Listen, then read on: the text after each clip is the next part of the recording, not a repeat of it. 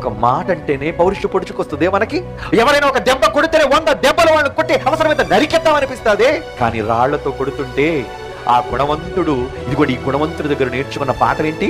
అపోస్తల కార్యములు 7వ అధ్యాయం 60వ వచనం. అతడు మోకాళ్ళుని, ప్రభువా వారి మీద ఈ పాపము మోపకయ్య, వాళ్ళు చేస్తుంది తప్పేలే, వాళ్ళ మీద ఈ పాపము మోపకు, క్షమించమని చెప్పి చచ్చిపోయాడు.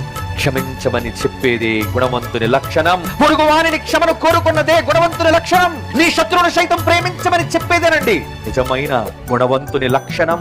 అది యేసు నేర్పించాడు మనకి. కానీ ఈరోజు మీకు ఎంతమంది శత్రువులు? మీ ఊర్లో ఎంతమంది శత్రువులు ఉన్నారు మీకు?